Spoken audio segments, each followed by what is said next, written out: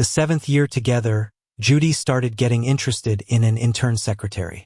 She said he cleaned up the office just like I did back in high school, fearless and carefree. Later, to spend Christmas with him, she missed my celebration party. And that night, I got into a car accident. My memory stopped before senior year of high school. Back then, the person I liked wasn't Judy. After I woke up, I followed my memo and broke up with Judy. She was sure I was faking it, scoffed at me and said, "You're the one who asked for it. Don't regret it." At a party, she was shoulder to shoulder with that intern, looking pretty cozy. Judy's friends started congratulating them, saying I couldn't match up to someone younger. Just then, the private room door opened, and I walked in holding someone's hand, whining, "Why did you just get here? They're all bullying me." With a loud crash, Judy smashed her glass on the table, staring at me with eyes that seemed like her soul had just been sucked out. My sixth sense told me that Judy and I were probably about to break up soon. I lost track of how many times she brought up that intern in front of me lately, so I had Felix work overtime for a few days. He retaliated by pouring hot water on my money tree. "Do you think he's over the line?" I asked while editing the 7th draft of a project plan without even looking up. "Then just fire him." The room fell silent for a moment. Judy rubbed her forehead tiredly and her voice softened. "He's just a kid starting out in the workforce. Why should I hold it against him? Besides, he reminds me of you. Fearless and quite adorable." Adorable? Did she mean how he walked off on time even with an urgent meeting? Or how he gave the boss attitude after a few words? Or maybe when he deliberately booked the train standing tickets for the boss on a business trip, all in the name of office cleanup? If that was Judy's idea of adorable, I had nothing to say. If I weren't her boyfriend, I might admire them as being perfect for a workplace drama. I stretched my stiff neck, looked at Judy, and said, "Whatever. A couple of lost projects and he'll sober up." Judy was taken aback for a second. Then her lips tightened with a hint of sharpness in her eyes. "Jack, is it really necessary for you to be so harsh?" I wanted to snap back but felt a wave of exhaustion. Even breathing felt hard. Memories of love flashed through my mind, but the woman in front of me felt like a stranger. After a brief standoff, Judy sighed. Her expression softened, and she tugged at me. "He just reminds me of high school you, like a little troublemaker who even dared to puncture the vice principal's bike tires. Imagine if you had an understanding boss when you started out. Maybe you wouldn't be so stressed or without time to rest now. That's why I'm patient with Felix, like giving an umbrella to the old you." I laughed out of frustration. "Judy, are you out of your mind? I'm getting soaked in the rain, and instead of making me ginger tea to prevent a cold, you give someone else an umbrella, worried they might get soaked like I did, all while claiming you're doing it for my sake. I'm still alive yet you're already pitying an imposter. Are you okay?" Judy stood up in a fit of rage, her voice simmering with anger. "He's not a stand-in. You're impossible." With that, she slammed the door and left without hesitation. Another bitter end. All that's left between us is endless fighting. When did it start? Probably months ago when I was swamped with a major project. Late nights were the norm, so busy even eating was forgotten. I forgot about our anniversary. She had booked a restaurant, but I was still buried in work. It was the first huge fight we'd had. Judy wasn't happy that I prioritized work, leaving no time for us. But why did I work so hard? Didn't she know? Judy came from money, and I was just from a regular family. Back in senior high, she transferred to our school and became my desk mate. I just ended an unrequited crush, brimming with resentment. I didn't care who you were. If you crossed me, you got a piece of my mind.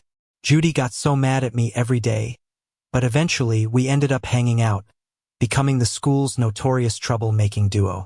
Our claim to fame was having the guts to puncture the vice principal's bike tires. Both of us had to read apology letters on the podium. It was all me, really, because I couldn't stand how he handled the bullying cases. But Judy stood in front of me, insisting she was the culprit, vividly reading the apology letter while the other students laughed hysterically. In that moment, watching her, my heart skipped a beat. When her mom found out, she talked to me. Judy's mom had a strong presence, politely yet firmly telling me to stay away from Judy. After graduation, she'd go study abroad, leaving behind all connections here. I've read enough stories to know that having an evil mother-in-law means chaos, and my little crush wasn't worth diving into that kind of life. Reason took over, so I forced myself to squash the budding feelings I had. I deliberately distanced myself from Judy until after the college entrance exams. I thought we'd go our separate ways with no more connections. But one night, she showed up at my place, drenched in sweat, bending forward with her hands on her knees, struggling to catch her breath. She looked messy, yet her eyes were incredibly bright, like they were filled with starlight. This girl, all eyebrows and grace, couldn't hide the slight smile at the corners of her lips. Her small, sharp teeth were showing. I noticed something strange about her knees and realized how she had kneeled for 2 whole days to convince her strict mother. She promised to be a good successor just to get her mom to agree. "Jack," she said, "I know my mom pressured you into distancing yourself from me. Don't worry. She's agreed to let me stay in the country and won't stop us from being together. No need to feel guilty. So, do you want to be my boyfriend?" Cicadas roared loudly in the summer, yet Judy's confession rang clear as day in my ears. The suppressed emotions exploded inside me. My blood rushed and heart pounded loudly in my chest. She didn't twist my arm or make things awkward for me, but quietly cleared the path. All I saw were the beautiful views along the way. Even someone as logical as me couldn't resist this passion. So I took her hand. My parents were both doctors. They fell in love at first sight. Yet my dad came from poverty with a sick mother to care for, and my grandpa disapproved of their relationship. Mom rebelled for the first time, refused anyone else her family introduced, and insisted on marrying him. Dad didn't take it for granted that she'd live a hard life with him. He worked hard and earned his superiors' respect, smooth-talking her parents. He took Grandpa fishing and helped Grandma shop, winning them over with sincerity. Thanks to my parents' example, I learned early on that relationships need effort from both sides to last. Judy's mom wanted a son-in-law who matched their status and could shine in any setting. I was just average, causing my folks constant headaches. Definitely not perfect for Judy. Even if we managed now, conflicts would arise later from different issues. Judy would be caught in the middle, suffering the most. Her father died in a car crash, and her mom became a force in business to support the family, leaving little time for Judy, who loved and resented her. Judy acted out just to get her mom's attention, but deep down, she craved closeness. Since Judy made the effort to remove obstacles for our relationship, I had to do the same. I wouldn't be a time bomb in their lives. I decided to deal with any potential issues in the future and win her mom's approval. During college, I pushed myself. I was at the library by 5:30 every morning, never late. I entered competitions to build my resume and landed an internship at a big company, eventually turning it into a full-time job. I often visited Judy's mom to smooth the mother-daughter tensions. Now, I could lead big projects on my own. My boss said I'd likely be promoted to marketing director after my current project. Judy's mom visibly grew more impressed with me, often inviting me to events, helping expand my network. I had pushed through so much and finally saw the door surrounded by flowers. I opened it with a smile, ready for my victory. But the next moment, all the color drained away. I stood frozen, staring ahead. Judy, pretending to be mad, messed up a boy's hair, yet her eyes were full of affection. The boy grinned mischievously as if triumphant. When he turned, I saw his face. It was Felix, the intern Judy often mentioned. Awakened suddenly in a cold sweat, I realized it wasn't just a dream. I'd seen it when visiting her.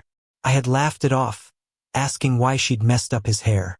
She became animated, ranting about how annoying Felix was, oblivious to how intimate it seemed. I wanted to say something but had no words, just listening silently. We were just inches apart, but it felt like an ocean between us. I got up, grabbed a glass of water, and checked my phone. I had a message from Judy. "Jack, I'm out of town for a few days for work. I'll bring you back a gift. Love you." She used that loving tone to sweep things under the rug, as if we hadn't fought.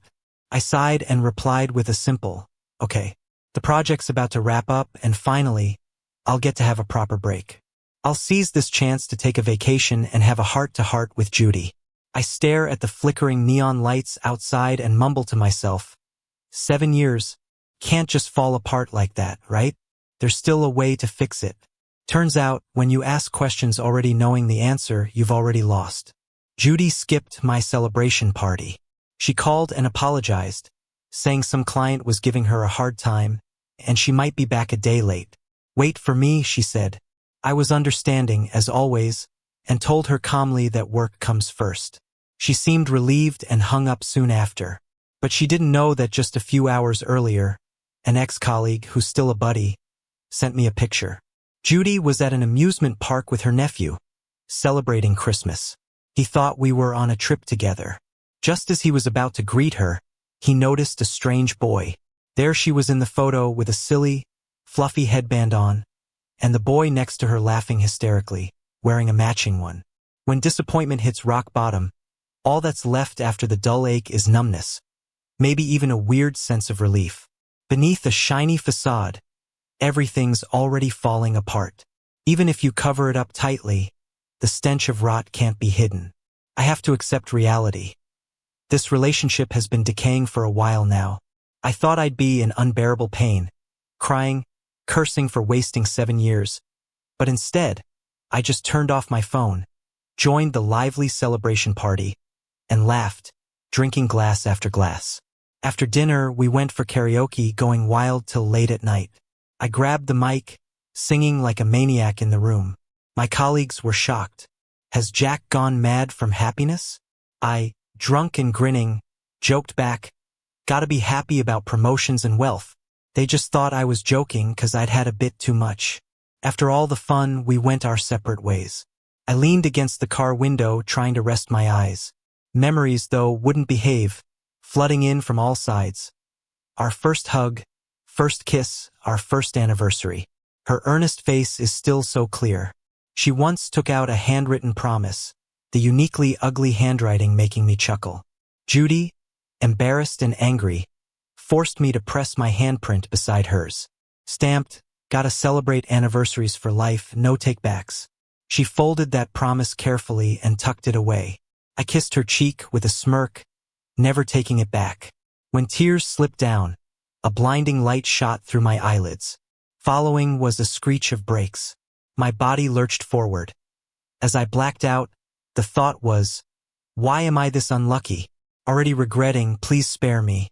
When I woke up, I was in the hospital. The doctor asked me a few questions, then concluded, I had amnesia. My memory stopped at 17 before my senior year. Likely selective amnesia that would take time to heal. I didn't believe it until I looked in the mirror. Dark circles looking like birthmarks and overwhelming workplace fatigue. I opened my phone, thankful the password hadn't changed, and pieced together my situation from some chat logs. A poor unlucky guy. A girlfriend of 7 years cheated on him, and on the same day, he got in a wreck and lost his memory. Feeling utterly hopeless, I tried calling my mom when the hospital room door opened. In walked a tall woman, her white dress accentuating her figure. Her eyes carried a natural sharpness, the mole at the corner adding a touch of gentleness and allure. With beauty unmatched, she was stunning like no other. When learning the phrase "a jade among stones," standing tall among pines, her elegant image came to mind. I once teased that she must be a beauty from an ancient painting, but now my pupils shrank, instinctively avoiding her gaze. That sense of time disconnect left me at a loss. From my view, I had just ended my secret crush on her not long ago. Yep, she's my first love, my childhood friend, Joanna. We looked at each other without speaking. The room got so quiet it was suffocating. My dad and mom are away. Asked me to check on you, Joanna broke the silence, pulling up a chair next to me. I nodded, scratching the back of my head, clueless about what to say. A spark of inspiration hit, found a topic. You're probably married by now, right, Joanna? She looked up, finding the question absurd. Why would you ask that?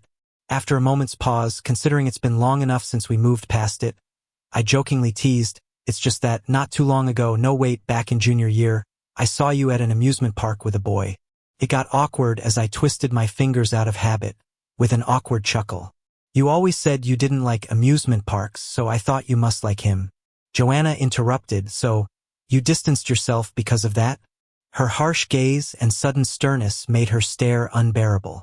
She started looking pretty intimidating. Why is she getting mad? My temper flared too, so I snapped back. No, before that, I heard you say you'd never be with me. In the hallway once, separated by a window, I overheard someone ask Joanna, "The top guy seems to like you. Would you say yes if he confessed?" Joanna's voice was unmistakably cold. No. The person pressed on, clearly unsatisfied. What about Jack? My heart skipped. I quickly flattened against the wall but couldn't help but listen closer. This time, though she paused for just a few seconds, it felt like I was being torn apart. Joanna said, "No, I wouldn't." Blood ran cold, fingers went numb, and I walked away fast, not wanting more rejection. At home, without hesitation, I ended that secret crush. It wasn't that I wasn't willing to try. I just knew with Joanna, there was no room for change. Like a clock wound tight, she'd stick to her set path, her mind made up unchangeably, disciplined to an extreme. Sure, feelings can change, but after all this time, if she liked me, it would have happened already.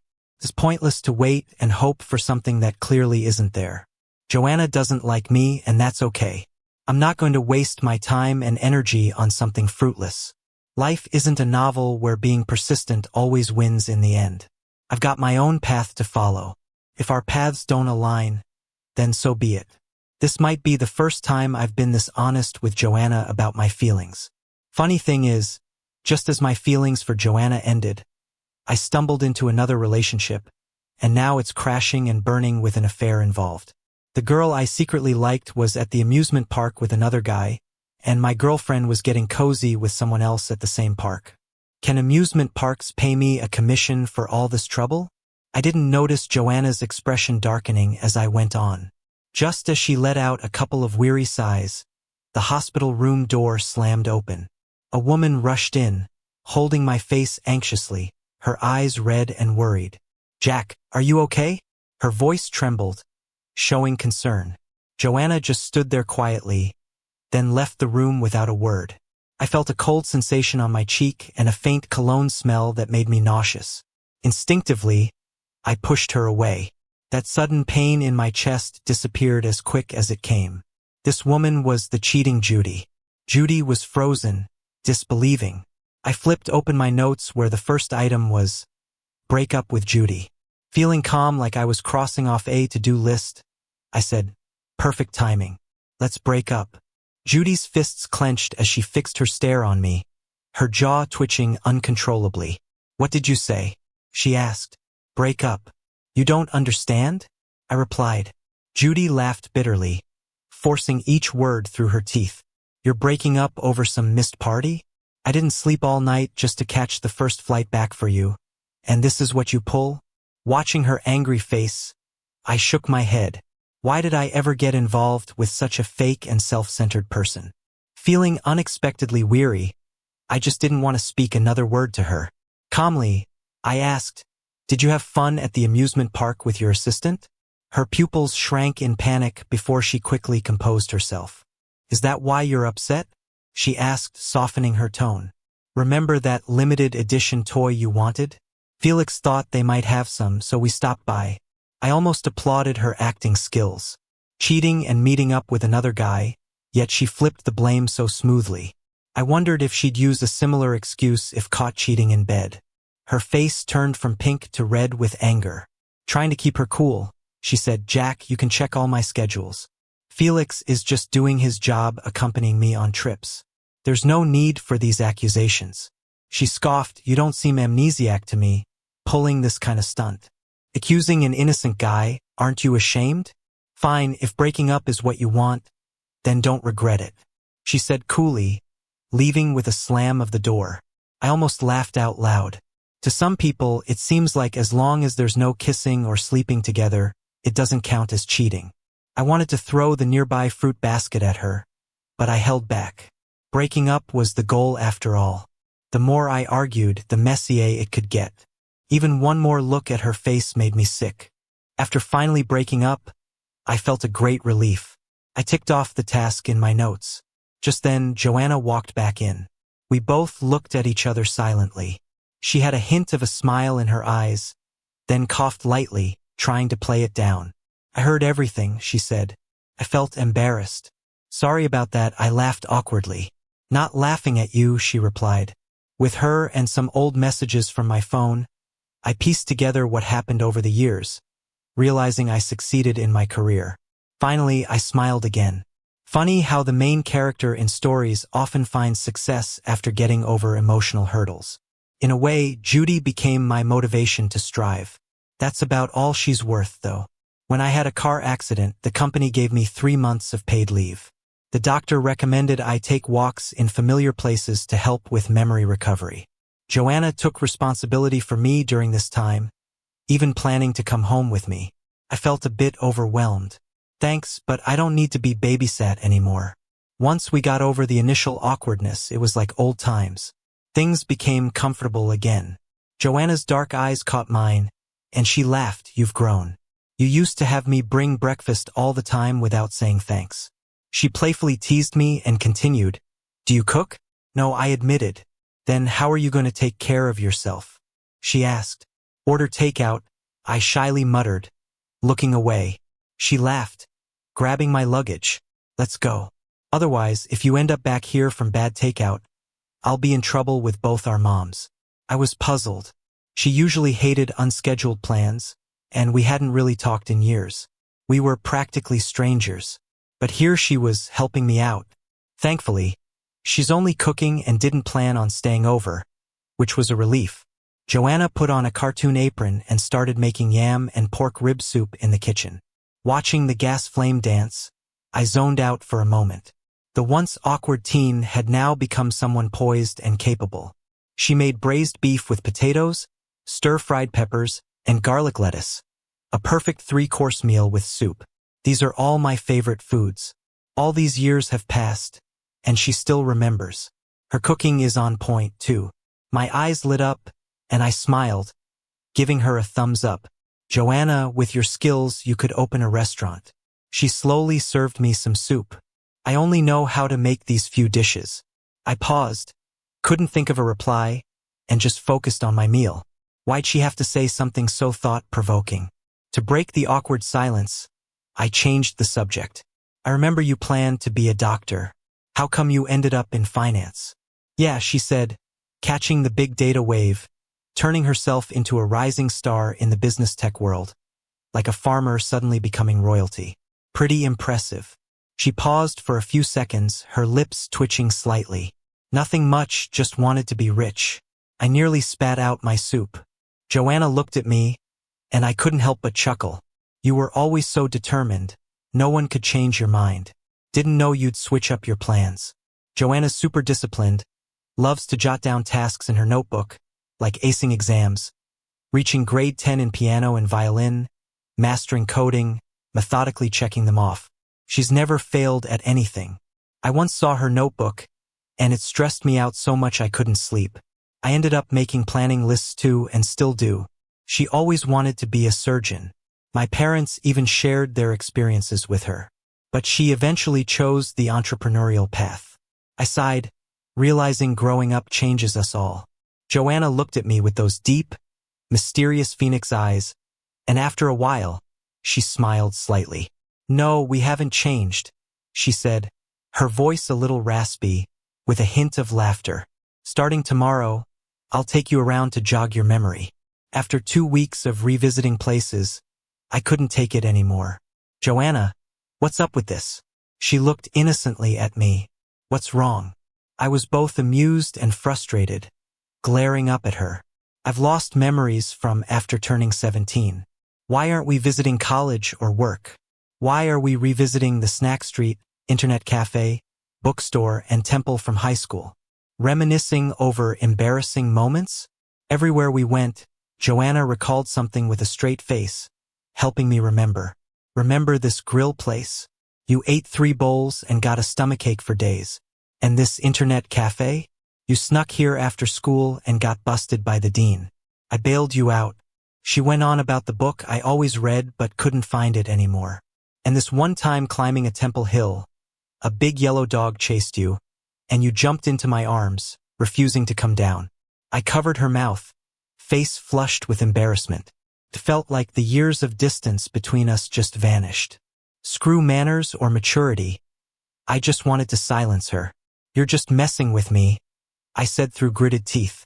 Joanna blinked, meeting my gaze. The soft feeling on my palm suddenly became distinct, like it was burned, and I quickly pulled my hand back, walking swiftly ahead to the bridge covered in red strings of wishes. It was quite a sight. Standing on that bridge, fuzzy fragments of memory started to flash through my mind, causing a slight headache. A crisp, cool scent wafted from behind me. I remember you writing a secret wish here once, not letting me see. Where did you tie it? Joanna bent down, looking for it, her distinct fingers brushing over the faded red strings. Quite a sight. But I wasn't in the mood to appreciate. I pushed her forward. With so many strings, there's no way you'll find it.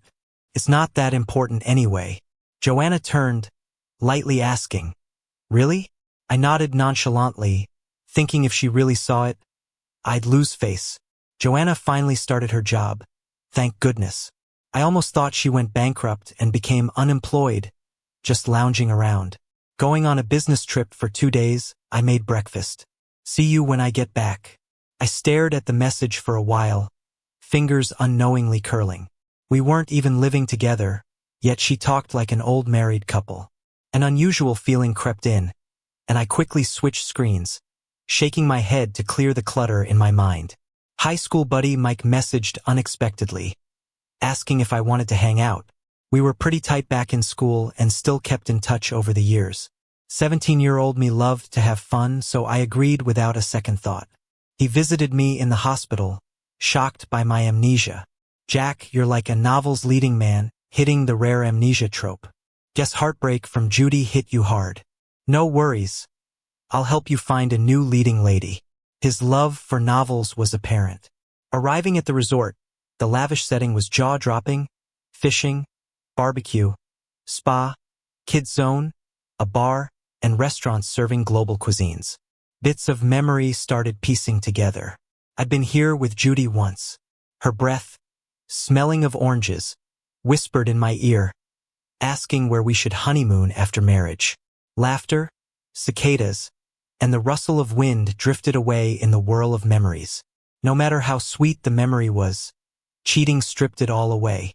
I shook my head, warning myself against unwanted memories while enjoying myself.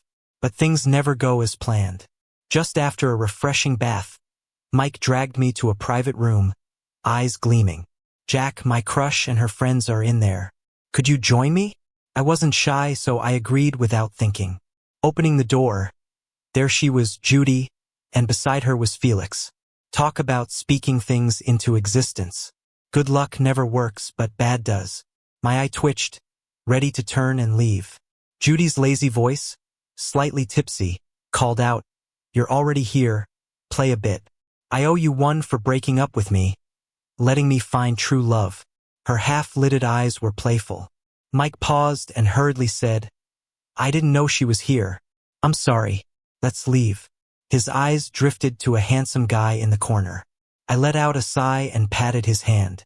No worries, what victim hides from their lover, right? You go on, I said, amidst numerous eyes watching me. With a calm demeanor, I poured myself a drink and walked over to Judy. She was all cozy against Felix's shoulder, looking dainty and delicate, with their noses practically touching. Felix had wide eyes, half thrilled and half shy. Judy pushed against Felix's chest, saying, Stop it, there are people watching, including your ex-boyfriend. I watched them with a smile, pretending that public places are just private rooms for these lovebirds. Do you really enjoy being the center of attention? I said. Don't mind me, go on. Actually, thank you for taking the trash off my hands. You two leading stars in a drama should stay together forever. Have kids even. Lock it down so it doesn't recirculate back into the market. It's practically a good deed, I said, raising my drink as if offering a toast. The room fell silent. Felix glared at me, "What the hell, you old man," he snapped. I paused, smiling. "Old man? You should look after yourself.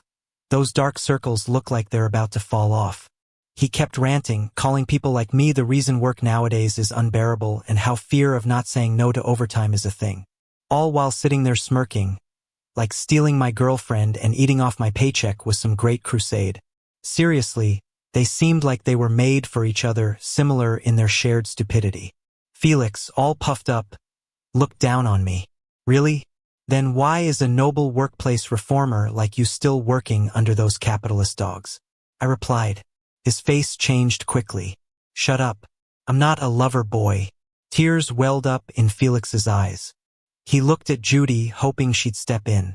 Judy narrowed her eyes, scanning my face for any signs of me holding back tears. She eventually scoffed, poured herself a drink, and glared coldly at me. "Felix is my boyfriend now. You have no right to talk about him," she declared. Felix blushed, clinging to her. The atmosphere was tense for a while. Friends of Judy quickly tried to smooth things over, noticing her expression and choosing to sing praises to the new beau. Totally, Jack can't compete with young and lively Felix, who Judy adores. Absolutely, Jack is dull and boring. Judy was so over him long ago.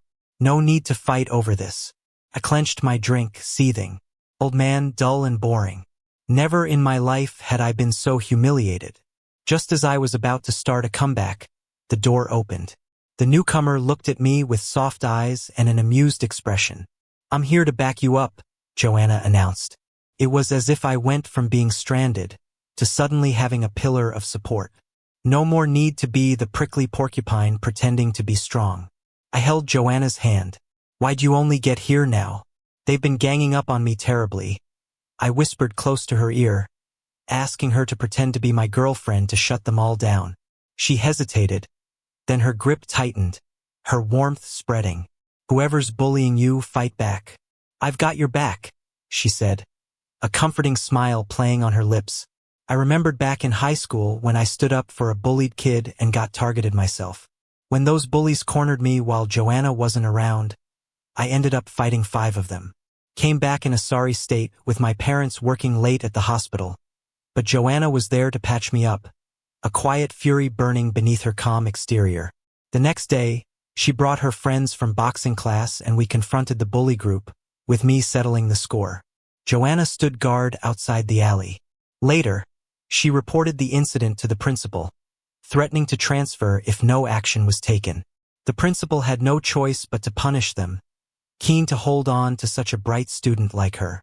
Ever since, she wouldn't let me go to and from school alone. Falling for someone like her seemed so natural. Looking at her, it felt like being transported back to those simpler days in school. My heart fluttered a bit. Guess it's better not to cause trouble for the police. Those people exchanged glances, shaken by Joanna's entrance but relieved at my decision to spare them. Still, I grinned. Make sure you get even for me in the business world, especially with that chubby sneaky one and the guy with the ridiculous hair. Joanna's expression softened. I'll take care of them for my boyfriend. The silence shattered with the noise of breaking glass and Judy's sharp screams. Her hand reddened, dripping with blood and alcohol. She stared at me, like life drained suddenly from her face. "Jack," she murmured. Joanna's smile was sharp. "Judy, know your place. He's my boyfriend," she said sternly. I was already over Judy's drama, urgently pulling Joanna to the exit. Let's go. Such bad luck. Out here stepping on dog poo," I muttered. Mike quickly trailed behind, incredibly excited. "Jack, you were amazing when you told them off." "I couldn't interrupt that," he said, winking at me and Joanna. "You guys go have fun. I won't be the third wheel.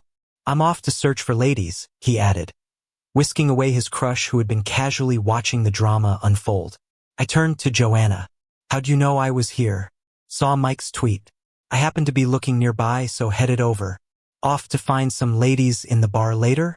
she asked, tone light but with a hint of mischief. Feeling exposed, I quickly changed the subject. "Thanks for having my back today. As payback, spend the next 2 days here with me," she requested. "What are your plans?" I asked, curious. Joanna's eyes glimmered mysteriously, her eyebrows raised teasingly. The scenery here is beautiful, and the facilities are top-notch. There's a lot of stuff to do. You can play whatever you want. My cheeks started to heat up a bit. I wasn't about to back down. Let's try everything. So we kicked things off with our first activity, barbecue. Judy, like a ghost that wouldn't leave, set up her barbecue grill right next to us. It was like a cook-off, even with her hands all bandaged up trying to mess with us. Whatever Joanna grilled for me, Judy grilled for Felix, and I had to endure the relentless chatter. Boss, how did you know I love beef skewers? Judy looked at her fondly. Take a guess. Ugh, you're annoying. Even the tastiest food becomes bland in front of such nonsense. Joanna's breath warmed my back. Her pale wrist appeared in front of me, seeming to wrap me in an embrace. She leaned close to my ear, her voice soft but somehow compelling. Need me to get rid of them? How? I turned to ask. In that split second, our noses almost touched. We were so close our breaths mingled. From a certain angle, it looked like we were kissing. Bang! Judy stared at us, eyes fixed, and her barbecue tray hit the ground. The smile vanished from Felix's face. He bit his lip, glared at Judy, and when she didn't react, he stomped away. Joanna tilted her lips in a small smile. See? There goes one. Judy pursed her thin lips, looking furious. It was like she might grab a knife any second. A few seconds later, she turned to chase after Felix. I couldn't help but smile widely. Joanna, you've got the touch. The party poopers were finally gone. Well, anyone with a shred of decency wouldn't interrupt a couple, right? Not that those two seemed to have any decency. As she said this, she still held me close, her pale hand calmly flipping the meat. I hesitated for a moment. Maybe let me go for now? Joanna's voice was steady. We have to act the part, or they'll just come back and ruin things. I said nothing, but the tips of my ears felt warm. That evening, the front desk told us, smiling, that all the rooms were booked. After exchanging glances, I coughed awkwardly. Maybe I'll just head back. It's not far. Let's hang out another time. I originally planned to stay with Mike, but it didn't feel right to crash their date now. Joanna handed me a black room card. Stay in my room.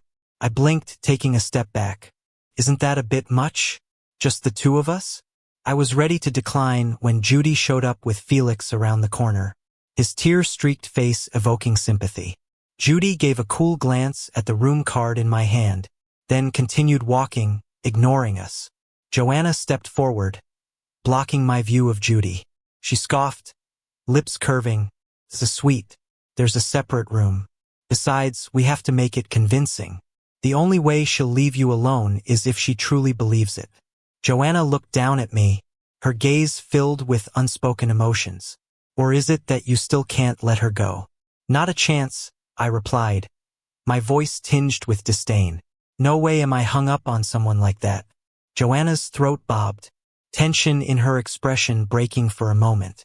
What's got her so on edge? After my answer, a visible relief washed over her face. Back to her calm demeanor. Once in the room, I rushed to the bathroom for a shower.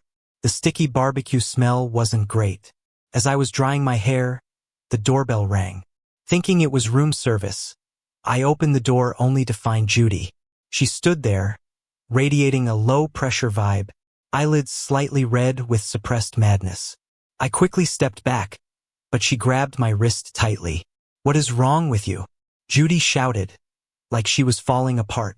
Jack, even if you pretend to be with someone else to annoy me, enough is enough. How could you really get a room with another woman? She started pulling me outside, her voice icy as she demanded we leave together. Then suddenly a slap hit Judy. Blood trickled from her split lip. Joanna stood with a calm fury, shielding me. If you don't want a trip to the hospital, get lost. Judy held the wall to steady herself, glaring at Joanna. Jack's my boyfriend.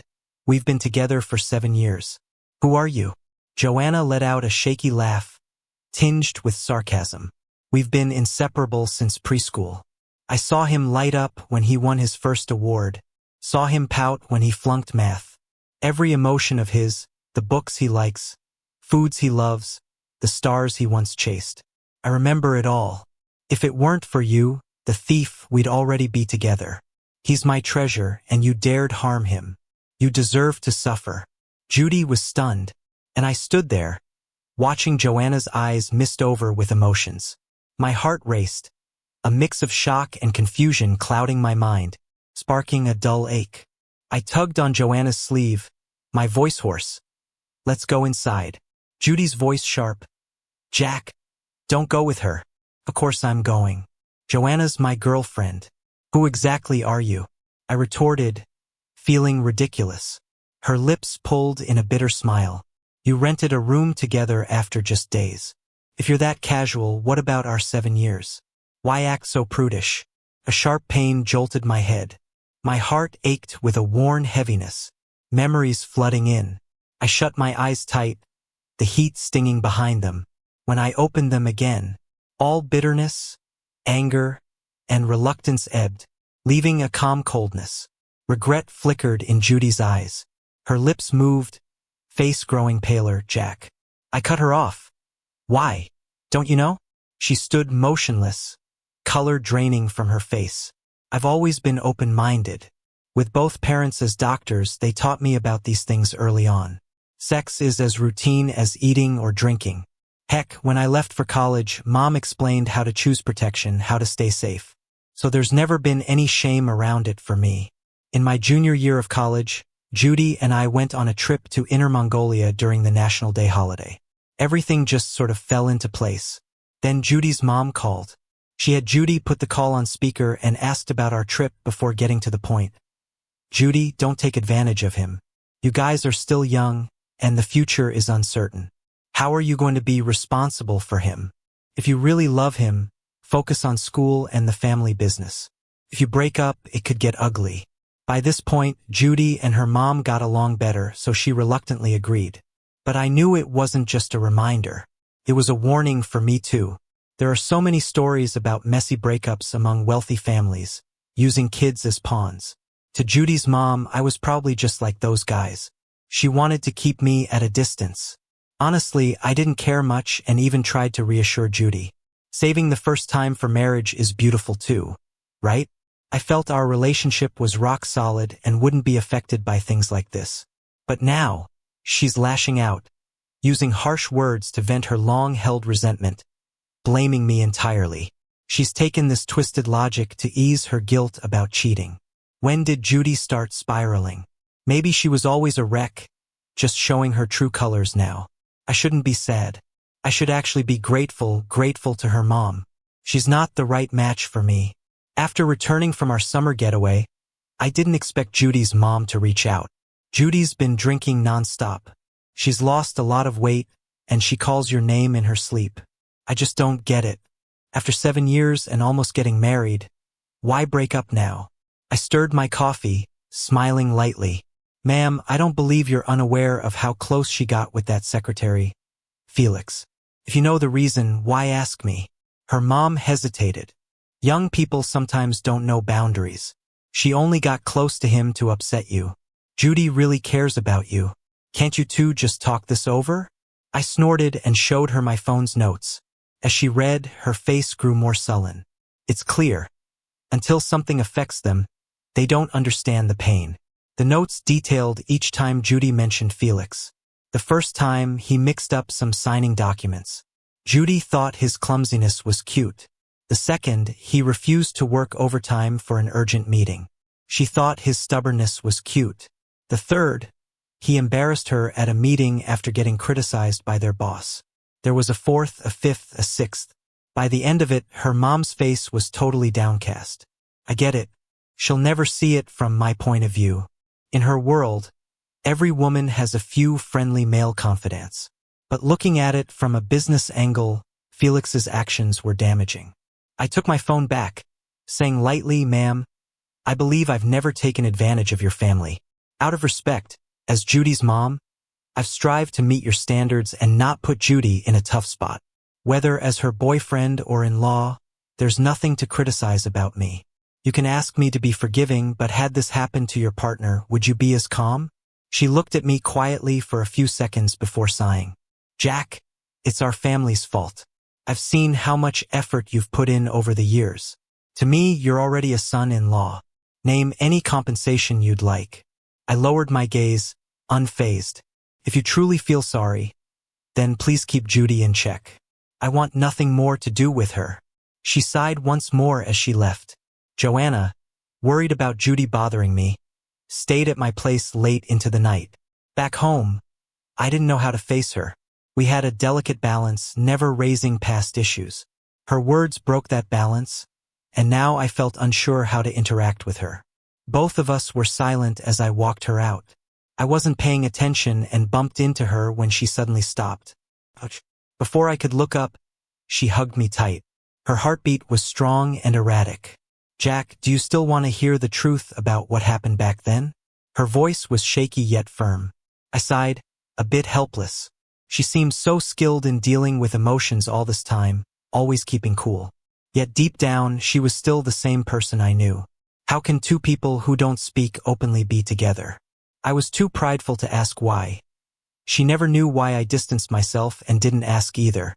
I fell for someone else, so it's no wonder we missed our chance. But now, I value time too much to waste it on misunderstandings and guessing games. So I replied, Joanna, is it possible I've been waiting for your explanation all this time? She hugged tighter, saying, I'm sorry. Flashback to a random day in high school from Joanna's perspective. The gossipy classmate wouldn't stop talking. Something about the hottest guy in school I didn't recognize or care. But when Jack came up, my pen paused, making a long arc on the page. I started reminiscing about my younger days. Even in kindergarten, Jack and I would sneak away during nap time. Both of us ended up in trouble, and we missed out on our weekly reward stickers. For someone obsessive about following rules, it felt worse than a punishment, so I ignored him for 3 days until he made me a big paper flower to make up. Back in elementary school, Jack failed math and cried his eyes out in front of her. So she reluctantly changed his grade and had to defend him in front of his parents. She was so nervous that her face turned red as a tomato, and their sneaky act got busted. They both ended up getting punished by copying the textbook. In middle school, Jack had already started showing his rebellious streak. Joanna was worried he might get jumped, so she added learning self-defense to her list of plans. By high school, he was going it alone against a bullying gang and got injured in the process. Seeing him all bruised up made Joanna feel like her insides were on fire. She could barely hold back her anger. But Joanna still didn't quite get what liking someone meant. She only knew that when Jack cried, she felt sad. When he got hurt, she got angry. And when he was happy, she felt overjoyed. Jack was the only unpredictable element in her otherwise orderly life. Without him, her plans would have probably gone off without a hitch. But without him, what would be the point? He was like a butterfly, fluttering through her black and white world, lighting up every corner of her life with his vibrant colors. Jack was interwoven in all of Joanna's memories, so the thought of them parting ways never crossed her mind. A classmate pestered her for an answer. If Jack wrote her a love letter, would she go out with him? Joanna said she wouldn't. First off, Jack wasn't the type to write love letters. Secondly, it's young love. His parents would kill him. Spurred by this conversation, she immediately scribbled down a new plan. Date in college. Marry after graduation. But that plan crashed before it even started. The very next day, Jack began distancing himself, finding excuses to avoid walking to and from school with her, growing colder by the day for no apparent reason.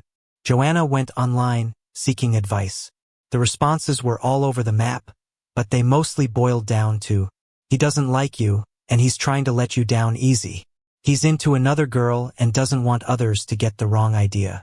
School stress. Joanna chose to ignore the first two but still didn't dare ask him why.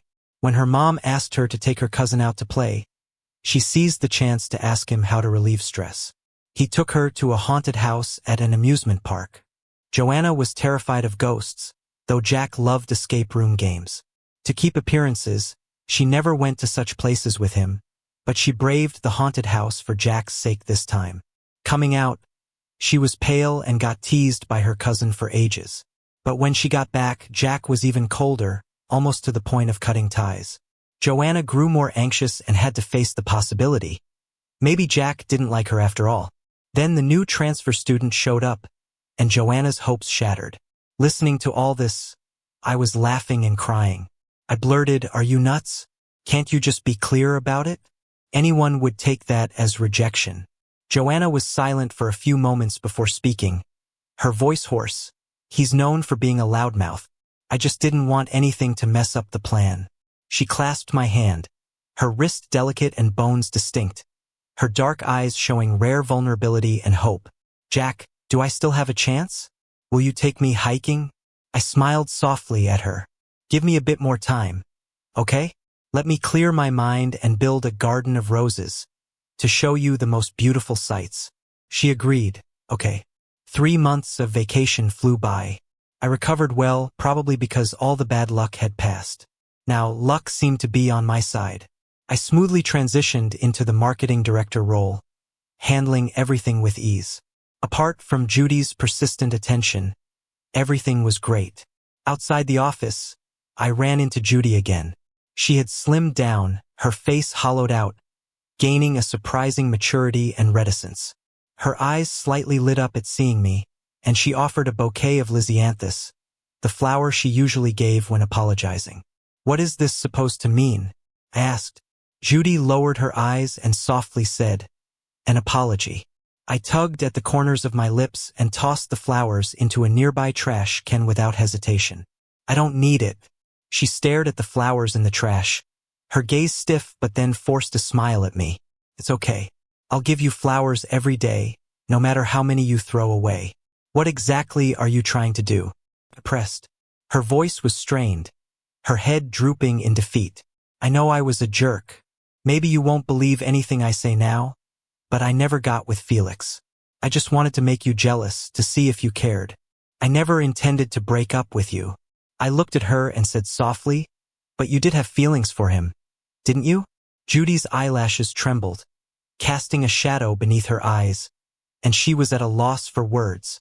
I knew she was unhappy with how busy I was and that I barely had time for dates. Maybe at first mentioning Felix was just partly being intrigued by him or wanting to gauge my jealousy. Maybe even Judy hadn't realized how she smiled and spoke fondly whenever she mentioned him afterward. After a while, Judy finally spoke. "Jack, I just wanted you to care a little more at first. I didn't want you to be so exhausted." "So, you're saying it's my fault for not having time for you that you strayed?" I questioned. She quickly clarified, "No, it's my fault." I asked her again, "Have you noticed my change? Colleagues say I've changed a lot, that I used to be constantly tense and down. Exhaustion almost drowned me like a tidal wave. But now, I have a healthy glow as if I'm wrapped up in sunshine." Judy's eyes reddened, as if realizing something, her voice shaken. "You're more like you used to be, lively and bright." I smiled slightly. Ending an unhealthy relationship is like removing a mountain from my chest. Finally, I can breathe again. "Judy, you were never serious about the promise of sticking together through thick and thin. If I chose to be with you, I'd be prepared to face ups and downs together. If you're willing to clear obstacles to be with me, I'm also ready to rein in my impulsive and restless behavior. Working hard to get your mom's approval, so she would genuinely bless what we have. You'll never get it. I'm not some stray cat you hide in your room. I'm your partner against the storm." Judy once told me about bringing a stray cat home when she was a kid. Her parents were set on getting rid of it. Judy cried for what felt like forever, fed the cat in secret, and hid it in her room. But eventually, it got found, and she had no choice but to watch it be sent away. After a while, she forgot about the cat. If I relied on her like that stray cat, thinking she'd protect me forever, that would be naive. What Judy couldn't see were the endless family conflicts. If I ran to her every time things got hard, it would only drive a wedge between them, not to mention it would always leave her tired and weary. A relationship can't last with just one side giving. Sooner or later, the scales will tip. Judy's lips were pale and she looked like paper. Her eyes were pleading and desperation hung around her brows. I laughed at myself and thought all my efforts were just a joke. "Do you still think I broke up with you only because of Felix?" Her eyes snapped up to mine, her lips trembling with a cry. No, it's my fault. Jack, please tell me what to change. Don't leave me, okay?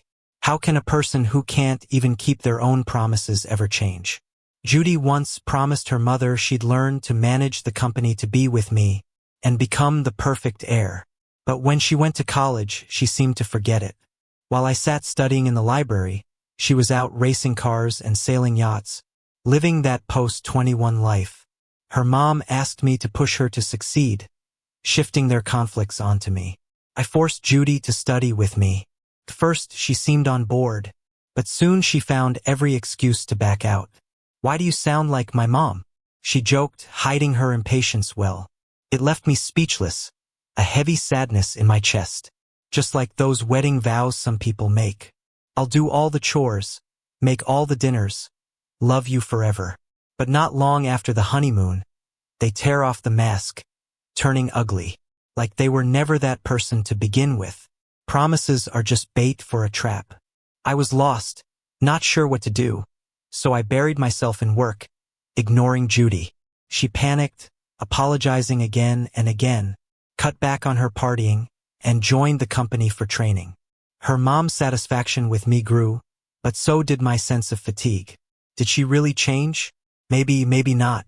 She just hid it better and still saw Felix's antics as cute. Her mom trusts her to run the company? Who knows? She's confident because she's the only heir. I realized as I was turning into a savvy adult. She was still that rebellious girl giving talks on the flagpole, unruly and carefree, never growing up. Maybe I was the naive one, believing in those promises, wasting time with each passing day. I looked at her, sadness filling my eyes. Judy, I didn't have to live like this. I don't want your money or power. I wanted to be with you because I loved you. But your misunderstandings and impatience pushed me to the edge. Holding onto the cliff with a single vine, you kept mentioning Felix, cutting through it bit by bit, as you wished we're done.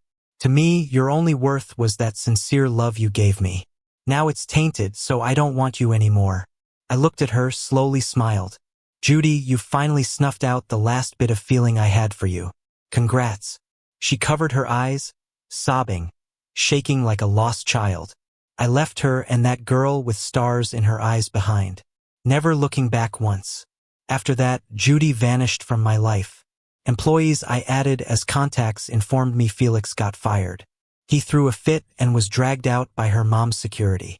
Honestly, I didn't care about his fate. In a way, I had to thank him for helping me cut those spoiled ties. I just feel a little sorry for his next workplace. Changing the culture isn't about sweet-talking the boss or being defiant. My take on it? Too much screen time. To truly relate to the working class, you need to strive for influence, lead by example, and improve the environment from the top down. Only then can a company run smoothly. Luckily, my boss was my mentor and I'd be the next one to give others a helping hand. Coming home from work, the delicious aroma hit me instantly, making me smile as I headed straight for the kitchen. Joanna, you got way too much time on your hands if you're always cooking for me. She replied earnestly, a good boss needs to let others do the work. If I did everything myself, what's the team here for? Is she hinting at me mooching off her? I offered, want me to pay you a wage? Joanna chuckled, already nodding. Forget money, just feed and house me. Then I can cook for you every day. I couldn't help but playfully pinch her cheek. You're really good at pushing boundaries. Her gaze darkened, looking even deeper. I quickly released her and cleared my throat. Next moment, a faded red string came into view, its writing too familiar. I found this string with your note. The string swayed, the ink blurred and yellowed with age, but still readable. Please let me confess to Joanna after finals and succeed. The string spun around her finger, flipping over. There were some newly added words. Please help me confess to Jack successfully and stay together forever. I froze for a moment, feeling a sudden pinch in my nose, accusing her. You're so childish. She looked me straight in the eye, just inches apart, and her voice was a bit hoarse. So, are you saying yes? I pushed her onto the soft sofa, fingers interlocked, and the red string fell to the floor. Our lips intertwined softly, the restrained passion flaring up with our breaths. Moist, entwined, beautiful. Our breaths tightly wrapped around each other. We were both drenched in sweat, and in the end, we looked at our disheveled selves and laughed. I rested my forehead against her sweat-soaked one, chuckling softly. He said he agreed. Joanna had a secret plan book called the Husband Pursuit Plan, or in harsher terms, a homewrecker plan, though she didn't see it that way. In her eyes, the only advantage Judy had was her money, so she changed her career path from medicine to business, shocking everyone around her. She pondered why Jack might not be satisfied with her, thinking she was too boring, and praised the paper husbands in novels. She bought hundreds of popular novels, reading late into the night, trying to shape her emotional intelligence to match the heroines in them. She kept up with her fitness, paid attention to her looks, and worked hard to earn money. Her friends joked that she was a peacock showing off, but all she wanted was for Jack to notice her just once. When she met his polite and courteous gaze again, Joanna suddenly realized that no matter how excellent she became, he would never care because once he chose his partner, he would give all his love without reservation, not sparing a glance for others. That's what made Jack wonderful. Even if Joanna was insanely jealous of Judy, it didn't matter. She figured it out and willingly retreated to a safe distance to wait, believing she could outlast Judy in the end. As for how long it would take or if it was worth it, she never wondered or cared. When she realized it, the boy she grew up with had already taken deep root in her heart, his strong roots spreading to every corner of her heart, with her blood as its nourishment, helping it thrive. Luckily, God was watching over her, and Joanna finally found herself back in his sunny gaze, being loved by him. It was even more joyful than she'd imagined, so overwhelmingly lucky that she couldn't help but tear up. Jack asked her, "All those changes you made for me, was it really worth it?" Joanna looked at him earnestly. "I never changed my plan. Everything about you was within my plan. The lighthouse guiding me forward wasn't a list of plans, but your footsteps left as you danced under the moonlight. As long as I follow you closely, I won't lose my way."